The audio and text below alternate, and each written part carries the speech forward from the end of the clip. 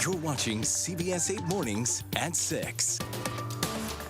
Thanks so much for starting off your day with us here on CBS 8 Mornings at 6 a.m. I'm Eric Connors. And I'm Netta Irampour. Yeah, hopefully you're feeling good, well rested. These cold nights, I tell you. Yes. I mean, I had to wear a sweatshirt. I was getting very chilly. Bundle up under that blanket. Makes it tougher sometimes to actually get out of bed because you're all snuggled in there. I'm officially going to break out the weighted blanket. It's It's my time. favorite time of the year. I know. That's like the meteorological start. to fall. Exactly, right? Might as well. It's like Punxsutawney Phil, right? Yes, your blanket. It is cooler overnight, absolutely. Mainly 40s and 50s. 40s as you make your way inland. That's especially going to be the trend toward the end of this week into the upcoming weekend. So don't be confused when you start to see those afternoon highs climb by the weekend and next week. Those overnight lows are going to stay rather chilly. This afternoon, upper 60s, low 70s inland. Cloud cover is pretty significant and going to stay that way for a good portion of the day. But luckily, those clouds are not too low down to the ground. We're looking pretty good on our visibility out there. 5 miles in Ramona. That's a small trouble spot out there, but otherwise just a cloudy day, not necessarily a foggy one. Coming up in just a few, we'll talk about the warming trend we'll see into next week. Back to you.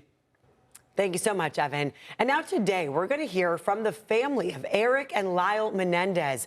They killed their parents in Beverly Hills 35 years ago. The brothers are serving life sentences here in San Diego County, and CBS 8's Regina Urita live in studio now to explain why the brothers hope they could possibly be freed here, Regina. Yeah, and all eyes are on today's press conference where family members will gather. But today, the argument is being discussed whether Eric and Lyle Menendez, who've already served more than 3 decades behind bars, should have a new trial or even resentence. They're each currently serving life sentences at Donovan State Prison here in San Diego County. Their case has gained entrance once again after the release of a new Netflix series, and now new details are starting to come out. We're not saying that there was anything wrong with the original trial. We have been given evidence.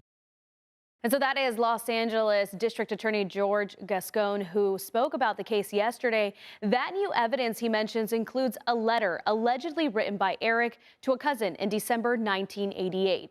That was 8 months ago, 8 months before the murders, and it appears to support the brothers' defense that they'd kill in self-defense after enduring years of sexual abuse. Gascon does want to make it clear that in 1989, Eric and Lyle, who were 18 and 21 at the time, fatally shot their parents, Jose and Kitty Menendez, in their Beverly Hills home. But the decision to get a retrial for the Menendez brothers is still pending. Today, the focus is on the brothers' family members who will be gathering for a press conference today. Now, in the next half hour, you will hear from a family attorney, Mark Garregos, who supports reevaluating the brothers' case. Eric and Etta. Regina, thanks for the update. Appreciate it. New this morning, we are getting a look at the findings of a new audit on the state's program to place sexually violent predators. Now, this was requested by State Senator Brian Jones from San Diego. CBS 8's Chris Guo live downtown with what this report found. Chris. Good morning. And so this looks at the Department of State hospitals as well as Liberty Health, which is the contracted company that goes ahead and helps with homing and rehabbing some of these sexually violent predators when their prison terms have ended. Now, this goes into both the protocols that are followed and also the financial relationship between the state and this company. And in terms of what these findings are, some of the biggest ones include that partnership between the state and Liberty Healthcare. The report states that the Department of State Hospitals does not have an effective way to track and monitor Liberty Healthcare when they implement policies and procedures. One of the biggest concerns, something like the fact that Liberty's contraband policy hasn't been updated since 2011. Now, in terms of its effectiveness, Liberty Healthcare's, the report says that 56 people have been in the program since its start in 2003, with 4% of them reoffending. The audit also says the Department of State Hospitals took an average of 17 months to find proper housing for a conditionally released SVP, when state law generally allows for 30 days. They say, according to the report, that difficulties are because negative community reaction. Now, the auditor recommended for the Department of State Hospitals to go ahead and try to establish a state-owned transitional housing model, something that states like Washington and Texas have put in place. But in response, DSH says that it disagrees because that won't speed up the process of finding secure housing and it would be a target for community protest. State Senator Brian Jones had this to say about that response. Preposterous argument, because right now the way the system works is as soon as a house is proposed, it's in the public and the neighborhood knows about it.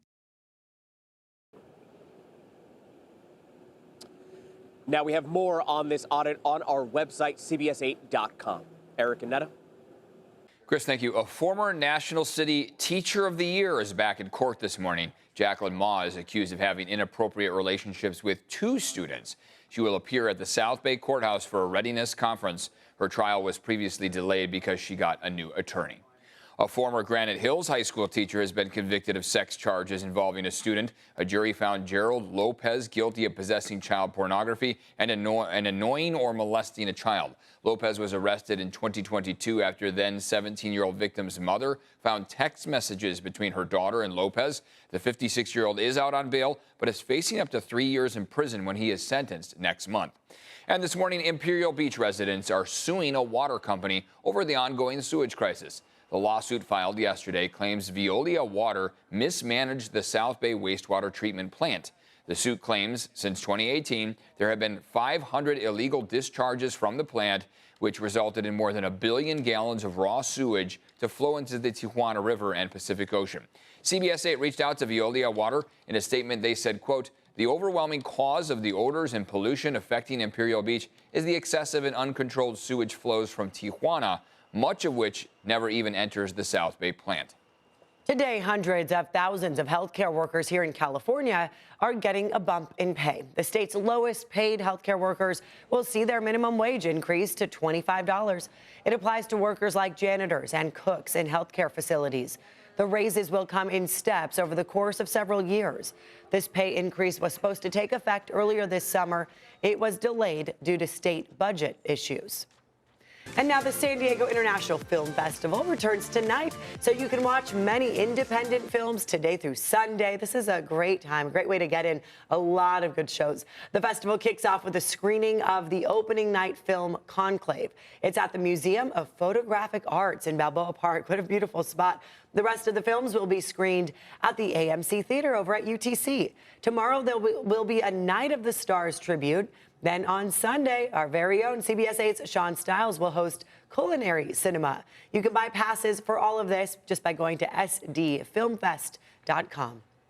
And be sure you keep your eyes on the skies tonight. Astronomers say the brightest moon of this year will be visible overnight. It'll be a supermoon. We're told it will appear on the horizon just before 6 p.m. It'll reach peak brightness around 4:26 in the morning tomorrow. These are some photos of nearly full moon taken by our viewers last night. So, hey, some of you got these clearer views.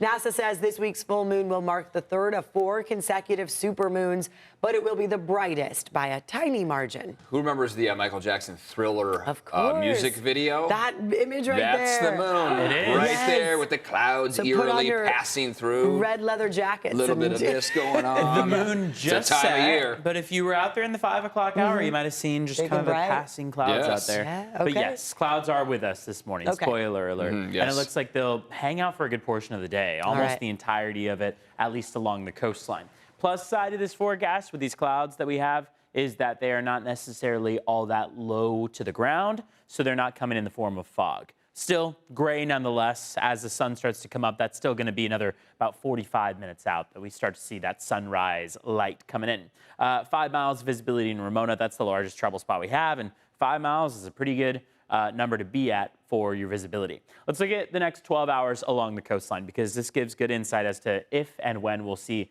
some of those clouds break apart.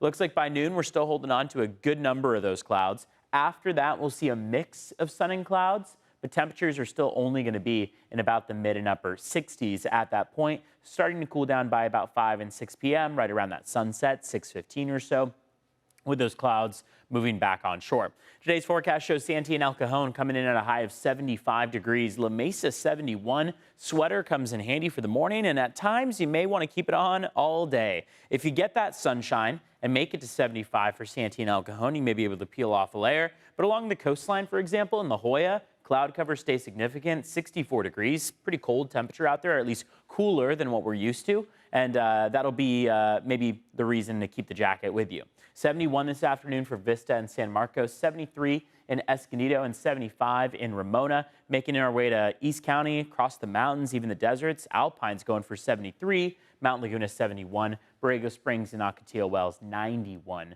this afternoon. But some changes are on the way. This trend of cooler than normal weather only lasts through about Friday. After that, we start to see those temperatures climb once again as a very mellow ridge of high pressure starts to build and increase our temperatures into this upcoming weekend and next week. Looking at traffic this morning, things are light on the roads this morning. We'll take you to one crash. This is actually one incident, I should say, not necessarily a crash. This is on the 15 where it meets the 805.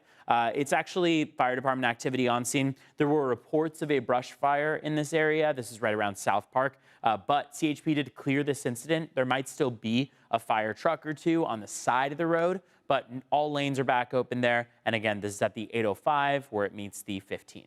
Looking at your border wait times this morning, 105-minute wait at the San Ysidro Port of Entry. Otay Mesa Port of Entry is going to take you about an hour and a half to get across.